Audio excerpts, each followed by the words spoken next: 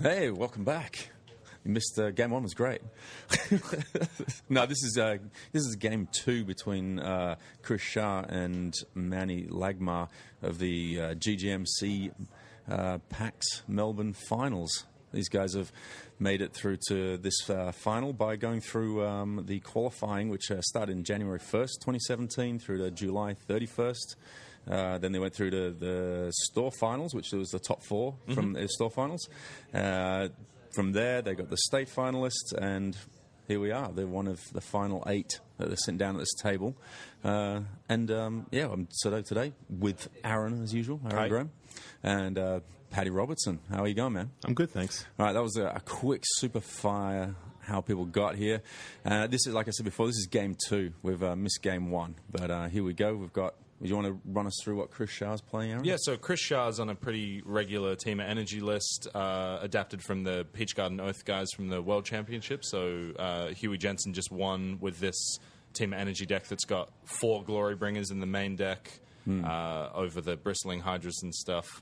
And then Manny, who's just played a Botanical Sanctum here, he's on a Teamer kind of tempo deck. It's called Miracle Grow. It's adapted from a Saffron Olive thing. It's 17 lands, runs real basic stuff. If you do experience any seasickness watching the video, it's all part of the pirate theme that Ixalan's brought to the thing. Hopefully the camera will stay reasonably straight up. So what are your initial thoughts on Manny's deck there, Paddy? So Manny's doing an extension of what the Team Energy deck's doing. They're sharing the same colors, blue, red, and green. Manny's trying to be more aggressive and get the game over quickly, whereas Chris Shah's deck is more suited to playing the longer game with larger, more robust threats. In this matchup, I think that it favors Chris because the speed, the size of Chris's creatures are not particularly, or the cost of Chris's creatures are not particularly greater than Manny's. And Manny's interaction is less impactful against a deck like Chris's. But if you're playing against a deck like Blue-Black Control, Manny's deck is another story. So Manny's just played a Deep Root Champion, which is one of his big payoffs for playing all the non-creature spells in his list. Chris immediately responded with a Harness Lightning, I think realizing from game 1 that he leans pretty heavily on a few threats that are going to get through. So what are the other threats he's got in there? He's got Soulscar Mage, 4 of, 2 of the Deep Root Champion, and then Enigma Drake is his big payoff, which is going to get bigger and bigger as he gets more instants and sorceries. So he's hoping just to keep Chris at arm's length, using lots of instants and sorceries, then he's going to drop an Enigma Drake. It's going to be huge, and then he's going to win the game. That's his basic plan, guys? Yeah, he has a limited number of threats, but hopefully he's hoping that one of his powerful threats, like Deep Root Champion or Enigma Drake, stays in play long enough to win the game. And to do that, he's got tools like Blossoming Defense and Spell Piercers, as well as a variety of other kind of like ways of interacting with his opponent to keep him off balance. So hoping that a card like Enigma Drake, which he can fuel aggressively, can end the game. You see cards like Opt and stuff like that. Well, Chris has dropped the Teamer Energy workhorse down there. We've got the Cub. The free win machine. Yeah. And can we see how much energy he's got going? So very kindly provided by Level Up Dice. Their energy counters there. It looks like he's on 5 energy from his Attune with Aether, the leftovers from Harness Lightning, and his Aether Hub. Yeah. So Long Tusk Cub threatening to be a 4/4 at any point, which I think Manny's deck is going to have struggle dealing with. There's only the one unsummon in the main, and then a few in his sideboard. Yeah, look, this I'll be honest, this game doesn't look great for Manny. Manny's deck relies on getting on ahead early and leveraging staying ahead to end the game. And with Chris answering his Deep Root Warrior early on with the Harness Lightning, it's just kept Manny off the back foot. And this deck does not play well from behind. You see here, he's got to chart the course, and he's can't even trigger raid because it will. He'll have to suicide attack his What would he be hoping to grab with the chart of course? He's not looking for any specific card in general. He's just looking to have more cards than Chris has. He just needs to keep playing spells. Like, his deck is going to gain advantage by playing 2 spells a turn, where Chris is only playing 1. Which is the benefit of playing this weird 17-land deck where you just draw spell. Which is the point Manny touched on. Manny's got 17 lands in this So deck. Manny's had to discard one of his cards there, which looks like a Chandra's Defeat. Because he didn't attack. From the Charter Course. So Manny's only approach here for the Cub is just to beat him in combat, to remove it, Yeah, right? And you're not racing a cub very efficiently because it just tends to itself. It grows bigger and bigger and bigger, and you can't deal with it. There may be a few extra copies of Unsummoned post-board, but that's really his best answer to it at this stage of the game, which is why as I was saying, I don't think this game is looking particularly good for Manny. He needs to keep cards like that off the board or hope that they don't come into play. Mm-hmm.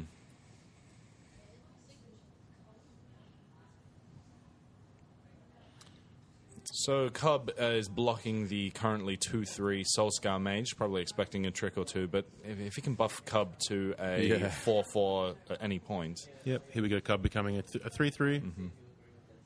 Manny's deck does have a full playset of Lightning Strike and Shock as well. It's worth noting that you can keep the size of the Cub under wraps by playing... I presume that's a Shock right there. That's a Shocky Shock. Yeah, removing, with Soulscar Mage's static ability.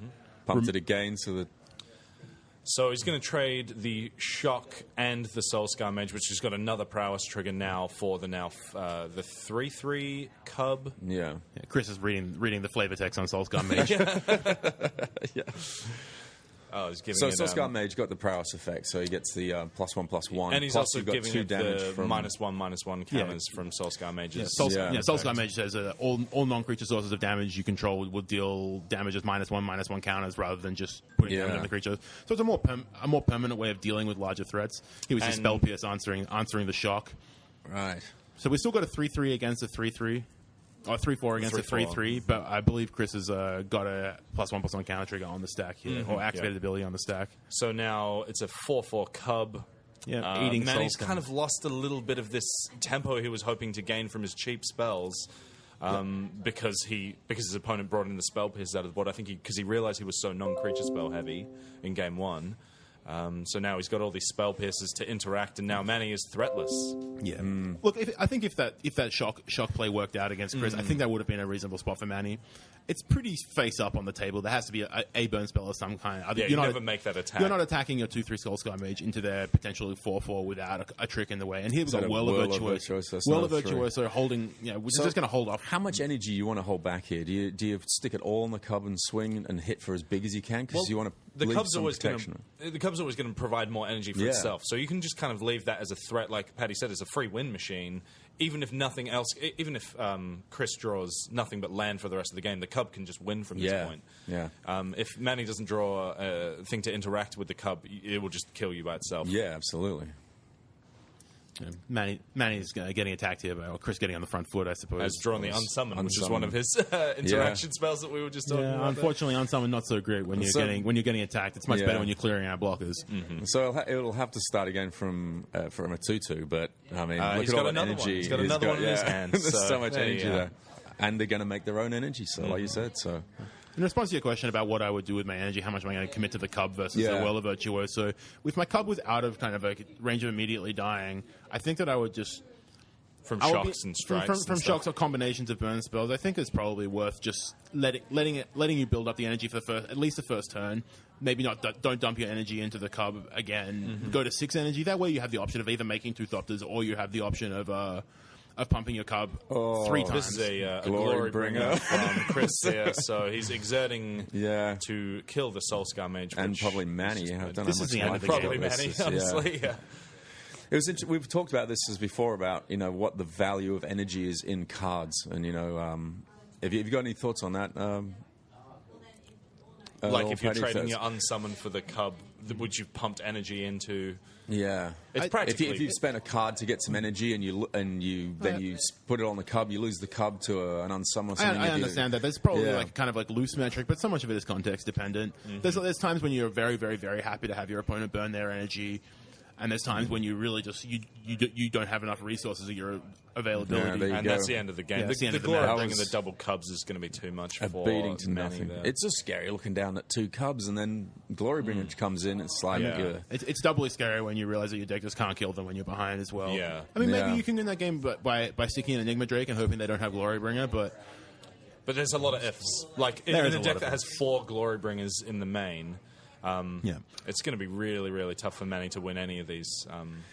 kind of matchups where if it goes longer than turns 5, 6, 7, and Manny hasn't already got a bunch of damage through with some Soul Scar mages as deep root champions and stuff. It's not necessarily ending the game on turn 5, but having yourself on the front foot by the time Chris gets going. Anyway, we see Chris Shaw moving through to the next round. He's got a relatively stock Teamer Energy list, and we'll await his semi-finals opponent. So guys are just fishing out. Do we have an idea of what Chris and Manny might have sideboarded in there? Well, we definitely saw Spell Pierce from Chris, and I wouldn't be shocked if he also brought in any copies of Chandra's Defeat or not that he had in his sideboard. I'm looking at his sideboard right now. Yeah, he does have 2 copies of Chandra's Defeat, which I would be bringing in, presuming he saw cards like Enigma Drake and Soul Scar Mage in Game 1. And then we've also got the 4 Spell Pierce in there, which, again, if you would have seen those non-creature spells Game 1 or Enigma Drake or Deep Root Champion, you know there's a lot of juicy targets to Spell Pierce. I'm not certain that I would bring in a lot of copies of Spell Pierce. He may just feel that he has a lot of clunky cards post-board that he wants to bring in some number of Spell Pierce. But my things I would be bringing in Chandra's Defeats, Magma Sprays, probably the Abrade, and then whatever Maybe else I had to take out. Scavenger as well. I don't think I like Death God Scavenger. Manny's creatures are either going to go over the top or they're going to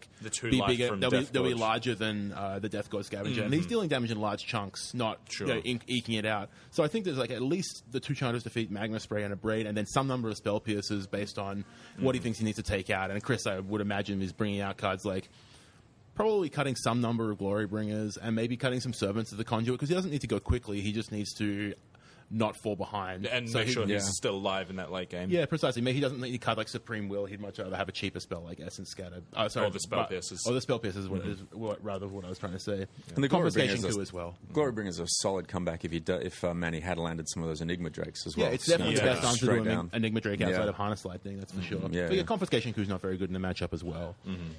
So you don't really want to load yourself up with reactive answers to whatever Manny's doing, especially spells in this instance. But we talked about Glorybringer being kind of non-synergistic with some of these decks, but in this kind of matchup, it kind of works quite well, doesn't it? It's not doing anything with the energy, but it's just coming in there and flying, and it's coming in with the exert to burn. It's raw power, and raw power is kind of what you need against like any deck like this, where it's kind of unknown. Your opponent is playing a bunch of kind of tempo-y looking things, but Glorybringer is always going to be a 4/4 destroy the best thing on your board. Glorybringer isn't it, really, I suppose. Glorybringer is a premium threat that stands alone by itself, and Manny's deck is trying to make the whole greater than the sum of its parts. Essentially, he's relying on synergy within his deck and getting ahead and staying ahead. And Glorybringer Glorybringer is better than any card in Manny's deck by itself. Exactly. Completely true. So if you just cast a bunch of removal spells and you just cast Glorybringer, it's very hard for Manny to win a game like that. I think we mentioned it before, but another shout out to Level Up Dice there, looking like they're doing the life total dice for us. It's a real nice the aluminium. Yeah, you can see it. There. And that's the thing. The numbers ping. It's just a beautiful colour with the number cut into the aluminium. Woo! So we have the results from the other quarterfinals here. Yeah. So we had Marcus from Queensland and James Larson Scott from Tasmania playing off. Marcus won that round. Yep. Marcus Peck, is James, it? James Larson Scott's deck. Yeah, James Larson Scott, or Lavaridge if you play against him on Magic Online, is... Teamer Energy. He's playing a pretty stock Teamer Energy list, but he went down in 3 games. Commiserations to James, but congratulations to Marcus. Marcus playing mono red. Yep. We also had One Chin Lee versus Jex Calder. So Jex Calder's got one of the juiciest, most interesting decks apart from Manny's, which we just saw there, which is a blue-black mid-range deck. It's kind of like a tap-out control list, you would say. It's got the Gifted Aetherborn's Hostage Takers, Scarab God package in the main, and then it still has all the removal spells and counter spells. Very well suited to beat One Chin's Ramen Up Red. Yeah, it's got the tools of it's got a better game 1 matchup against Ramen Up Red than just a standard blue black control, like similar to what Josh Hutterledden played at Worlds. But Jez definitely has a small tap out package in Gifted Aetherborn and Hostage Shaker, accompanying a more like a counter spell package. So he's kind of halfway between a kind of full on tap out deck and halfway between the control deck. It'd be interesting to see how he goes in this field of Teamer Energy though going forward. So he's playing Marcus Peck's Teamer Energy in the semi-final, which we'll be covering. And then Marcus Peck is playing a Ramen Up Red. Marcus Peck's on Ramen Up Red. Sorry. Yeah, but I managed to avoid any mirror matches, which is kind of interesting. We just saw Chris Shah take down Manny with his Teamer Energy, and he'll be playing Denby Adams from WA, who just played Josh Hilsinger's Teamer Energy in the other quarterfinal as well. Yeah, Josh playing Team Energy and Manny playing Mono Red. Yeah, Manny's on. Manny was here. He was playing his team. Sorry, not Manny. Demby. Demby's playing, ramming up. Ramming up Red. We can see on the footage here, autographing signing each other's playmats, giving each other a bit of a fist solid bump fist over bump the from table. Chris Shah. Chris Shah, yeah. Chris Shah, a good man. I played against Chris Shah a number of times. Have you fist bumped him in person? No, I played against him a lot of times. So we were shaking hands after the match. Okay. Next time, after seeing that, I'd definitely get a fist bump. Yeah, it seemed good. It's like, Notice I like Manny. Manny's had his playmat signed, but Chris is going, I'd rather keep my playmat nice and fresh. Excuse me. Yeah.